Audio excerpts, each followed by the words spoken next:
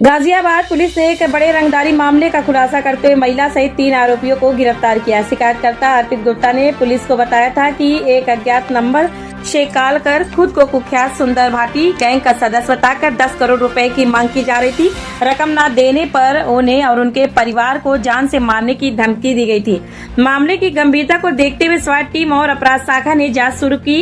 Electronic साक्ष्यों और मुखबिर की सूचना के आधार पर 14 अप्रैल 2026 को थाना इंदिरापुरम में केस दर्ज किया गया और कार्रवाई करते हुए तीनों आरोपियों को बेडसिटी क्षेत्र से गिरफ्तार कर लिया गया। पूछताछ में मुख्य आरोपी रविंद्र उर्फ रोबिन ने खुलासा किया कि वह प्रॉपर्टी डीलिंग का काम करता है और पीड़ित को पहले से जानता था। उसके साथ ही सविता उर्फ सभी चौधरी को हाल ही में नौकरी से निकाले जाने के बाद दोनों ने मिलकर रंगदारी की साजिश रची। योजना में तुषार बेसोया भी शामिल हो गया। आरोपियों ने फर्जी सिम और मोबाइल का इस्तेमाल कर अलग अलग स्थानों से व्हाट्सएप कॉल कर धमकियां दी ताकि पकड़े न जा सके। पुलिस अब मामले में अन्य संभावित आरोपियों और सुंदर भाटी गैंग की मुख्य भूमिका की जांच कर रही है। कमिश्नरेट गाजियाबाद के अंतर्गत थाना इंदिरापुरम में एक एफआईआर पंजीकृत की गई थी, जिसमें वहां के एक स्थानीय व्यक्ति के द्वारा यह शिकायत दर्ज कराई गई थी कि कुछ व्यक्तियों के द्वारा उससे 10 करोड़ रुपए की रंगदारी मांगी गई है। इसके खुलासे के लिए स्वाट टीम क्राइम ब्रांच को लगाया गया था, जिसने सराहनीय कार्य करते हुए आज इसमें 3 अभियुक्तों को गिरफ्तार किया है, जिन्होंने इनसे रंगदारी मांगने का प्रयास किया था। इनके नाम है रविंद्र उर्फ रॉबिन, तुषार बसैया और सविता उर्फ सभी। ये तीनों जो अभियुक्त हैं, ये पूर्व से ही जो अर्पित नाम का युवक है, जिस वादी है इस मुकदमे का, उससे परिचित थे।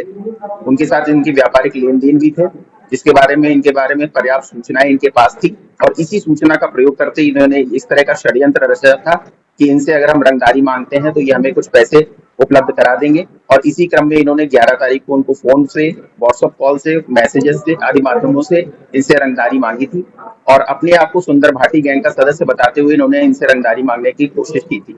यद्यपि ये आपस में पूर्व परिचित है और इस जो अभियुक्त पकड़े गए हैं, इनका सुंदर भाटी गैंग से कोई लेना देना नहीं है। उन्होंने उसके नाम का प्रयोग करते हुए डराने के उद्देश्य से कि जिससे इनको पैसे मिल सके, इस आधार पे इससे रंगदारी मांगी गई थी।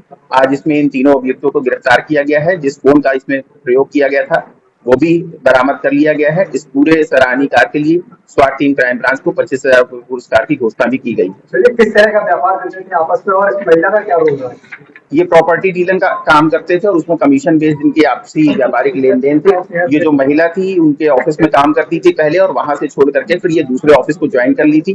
तो इससे हमें ये भी पता चलता है कि जो इनकी व्यापारिक लेन देन की स्थिति थी, जो सूचनाएं थी, वो उस महिला के पास में थी और उस महिला ने इसका दुरुपयोग भी किया है। तो मेरी आप सभी मीडिया बंधुओं के माध्यम से एक अपील भी है कि जो भी लोग अपने व्यापारिक लेन देन का काम करते हैं वो अपनी निजी सूचनाएं जो है वो अपने जो स्टाफ हैं उनसे बचा करके रखें, उनको बहुत सार्वजनिक ना करें, कभी कभी उसका दुरुपयोग हो सकता है। सर, 11 तारीख में शिकायत दर्ज हुई, 14 में आरोपियों की गिरफ्तारी कर ली गई। ऐसे में सुंदर भाटी गैंग का नाम पूरे मामले को लेकर इस्तेमाल किया गया। पुलिस किस आधार पर इस निष्कर्ष पे पहुंची है? क्या क्या इनको पुलिस के पास है कि सुंदर भाटी गैंग से संबंधित नहीं है?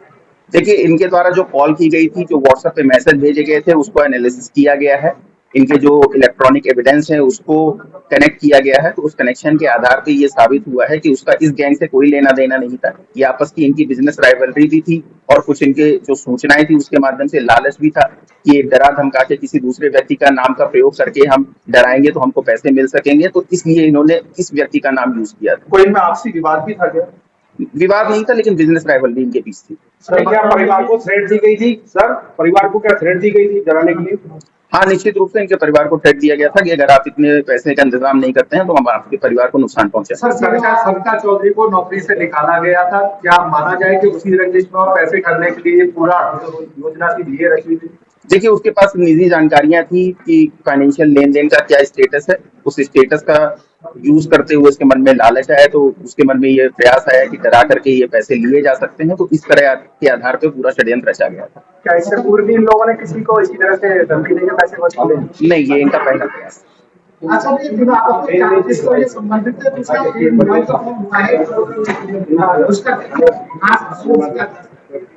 ये आपस में व्यापारिक रूप से, मैंने पहले भी बताया कि इनके बीच संबंध रहा है, प्रॉपर्टी डीलिंग का काम करते रहे हैं, इसलिए एक दूसरे से जुड़े हुए हैं।